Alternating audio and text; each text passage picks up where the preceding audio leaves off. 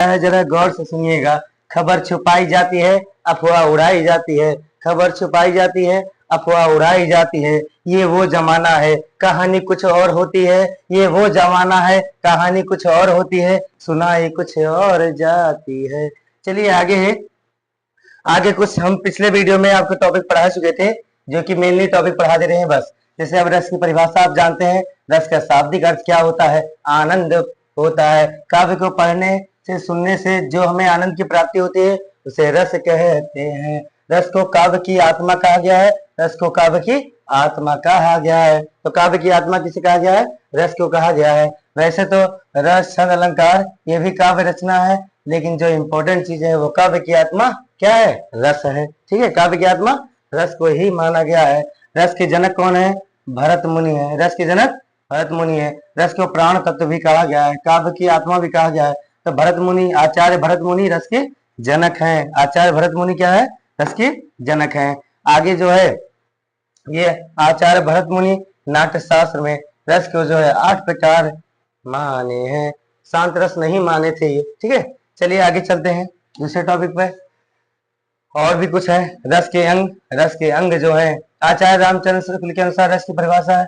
ये अपना अपना देख लीजिएगा। ठीक है, कि रस के अंग जो मेन टॉपिक है वो पढ़ा दे रहे हैं। रस के 4 अंग होते हैं: विभाव, अनुभव, संचारी भाव, अस्थाई भाव। ठीक है, रस के कितने अंग होते हैं? 4। कितने?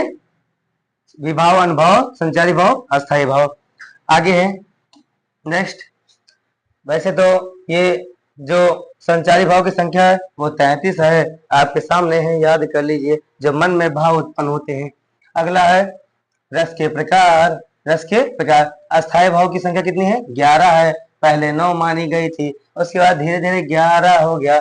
बाद में आचार्यों ने 2 रस और लाया, वात्सल्य रस और भक्ति रस या भगवत विषय के बारे में। इस प्रकार अस्थाई भाव कितने हो गए? 11। 11 ऑप्शन में नहीं तो 9 ही लगाइएगा। आगे देखिए रस के प्रकार: श्रृंगार रस, हास रस, रौद्र रस, करुण रस, वीर रस, अद्भुत अद्भुत रस है, ये गलत है, अद्भुत रस, अद्भुत रस। आगे विभत्स रस, भयानक रस, शांत रस, वात्सल्य रस, भक्ति रस। कितना है? ये भी दिया गया है? इसको याद कर लीजिएगा बढ़िया से। चलिए आगे है। याद हो गया? इसकी ट्रिक है, श्री अकबर भोज साहब पिछले वीडियो में बनाए थे। अगला टॉपिक है, ध्यान से सुनिएगा, बहुत आराम से सुनिएगा। ठीक है, देखिएगा, यहाँ पर रस है, अस्थाई भाव है, उदाहरण सहित दिए गए हैं। ये रहा श्रृंगार रस। श्रृंगार का मतलब, इसका अस्थाई भाव क्या है? रति। रति मतलब होता है प्रेम करना। अब श्रृंगार रस जो होता है, ये संभोग श्रृंगार भी कह सकते हैं। वैसे तो इसके 2 प्रकार होते हैं, एक संयोग श्रृंगार होता है। ये क्या होता है? संयोग श्रृंगार होता है। संयोग श्रृंगार में वो गलत लिखा है। ठीक है, संयोग श्रृंगार संभोग नहीं है, संयोग श्रृंगार है। बतरस लालच लाल की मुरलीधरी लुकाए, सो करे भवन हसे नैन कहे नट जाए। बिहारी जी ने लिखा है। वियोग श्रृंगार, संयोग श्रृंगार वहां होता है जहां पर नायक और नायिका के मिलने का आभास प्रकट होता है, वहां संयोग श्रृंगार कहते हैं उसे होता है। वियोग श्रृंगार जहां पर नायक और नायिका के बिछड़ने का प्रकट हो, उसे क्या कहते हैं? वियोग श्रृंगार कहते हैं। कि निस दिन बरसत नैन हमारे, सदा रहति पावस ऋतु हम पे, जब ते श्याम सिधारे।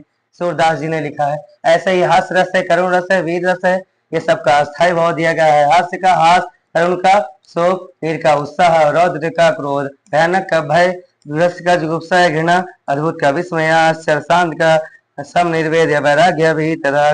वात्सल का वात्सलता होता है। वात्सल का वात्सलता होता है।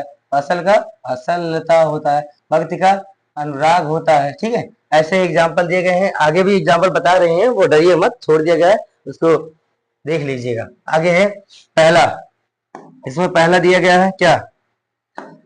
पहला दिया गया है कि श्रृंगार रस। श्रृंगार रस के 2 भेद होते हैं। श्रृंगार रस के कितने भेद होते हैं? 2 भेद होते हैं। एक तो होता है संयोग श्रृंगार, एक तो होता है संयोग श्रृंगार। कौन सा? संयोग श्रृंगार। एक तो होता है वियोग श्रृंगार। संयोग श्रृंगार, वियोग श्रृंगार, संयोग श्रृंगार, वियोग श्रृंगार। संयोग श्रृंगार में जैसे क्या है, एक हीरो है और एक हीरोइन है, दोनों पास पास जाने की कोशिश कर रहे हैं, संयोग हो रहा है। जब नायक और नायिका, मतलब जब हीरो और हीरोइन एक का मिलने का आभास प्रकट होता है, उसे संयोग श्रृंगार कहते हैं। जैसे हीरो हीरोइन देखते हैं ना मूवी में, पास जाते हैं, वैसे वियोग श्रृंगार जब नायक और जब हीरो और हीरोइन एक दूसरे से गुस्सा हो जाए, वियोग हो जाए, उसे जहाँ वियोग श्रृंगार कहते हैं। अब संयोग श्रृंगार, श्रृंगार रस का संयोग श्रृंगार का परिभाषा बता दी है। उदाहरण ये वाला इसका संयोग का कि बतरस लालच लाल की मुरली धरे लुकाई, सो करे भुवन से दैन का है नटी जाई। वियोग का लिख लीजिएगा कि हे खग मृग है, हे खग मृग है, मधुकर श्रेणी, मधुकर श्रेणी, तुम देखी सीता मृग नैनी, तुम देखी सीता मृग नैनी, तुम देखी सीता मृग नैनी। आगे हास्य रस है। हास्य रस का स्वभाव हास है। हास नामक विभावन भाव तो संचारी भाव से जिस रस की निस्बत होती है उसे हास्य रस कहते हैं। उदाहरण है इसका कि बुरे समय को देखकर गंजे तू क्यों रोए, किसी भी हाल में तेरा बाल न बाका होए। हाथी जैसी देह गेंडी जैसी चाल, हाथी जैसी देह गेंडी जैसी चाल, तरबूजे जैसी खोपड़ी खरबूजे जैसी गाल। और भी है, शीश पर गंगा से भुजनी भुजंगा से हाथी को दंगा नंगा के विवाह में। ठीक है, ताकि बड़े बड़े एग्जाम्पल भी आप अपने अकॉर्डिंग कर सकते हैं। अगला देखिएगा, एक छूट क्या लगता है, ये रहा रौद्र रस। क्या है, रौद्र रस।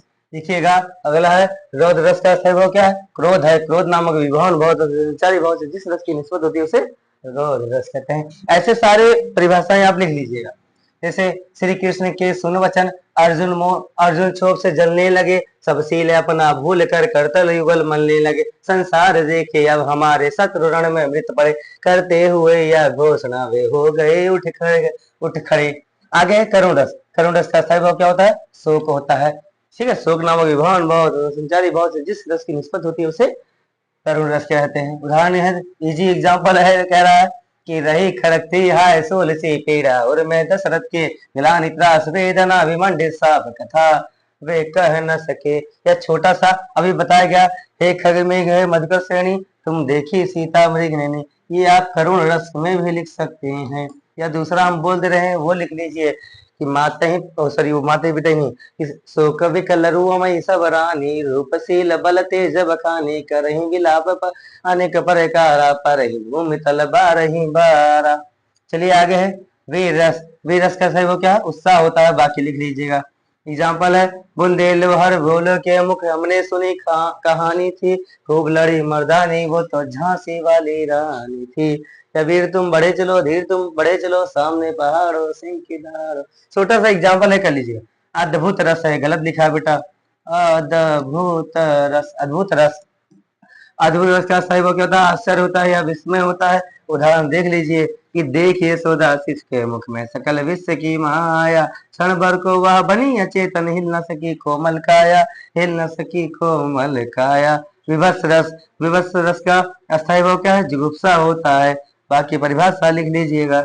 उदाहरण है, कह रहा है आंखें निकाल उड़ जाते, क्षण भर उड़ कर आ जाते, सब जीव खींच कर कौए चुबला चबला कर खाते, भोजन में स्वान लगे मुर्दे थे भू पर लेटे, खा मांस चाट लेते थे चटनी से में बहते बहते बेटे। अगला है भयानक रस, मतलब डर जाना, भय। भयानक रस का सही भाव क्या है, भय होता है। भय नामक विभावन भाव तो संचारी भाव से जिस रस की निस्बत होती है उसे भयानक रस क्या कहते हैं।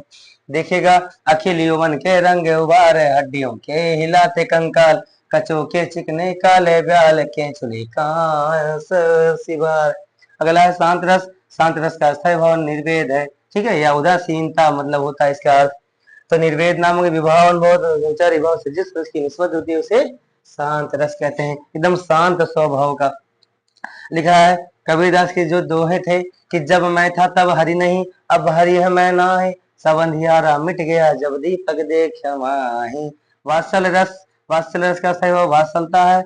वात्सल वात्सलता नामक विभावन बहुत संचारी भाव से जिस रस की निस्बत होती है उसे वात्सल रस कहते हैं। अगला है भक्ति। उदाहरण देख लीजिएगा कि बाल दशा सुख निरग जसोदा, पुनि पुनि नंद बुलावत, अचरा तरले ढा किशोर के प्रभु को दूध पियावती। अगला है भक्ति रस। भक्ति रस का स्थायी भाव क्या है, यहाँ पे दिया गया है रति है, आपको अनुराग मिलेगा। भक्ति का अनुराग होता है, देख लीजिएगा दोनों सही है। पहले पहले रति माना गया था, बाद में अनुराग माना गया। ठीक है, ये रहा अनुराग का वर्णन किया गया है।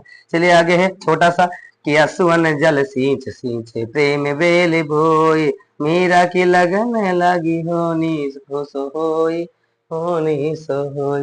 मीरा जी क्या है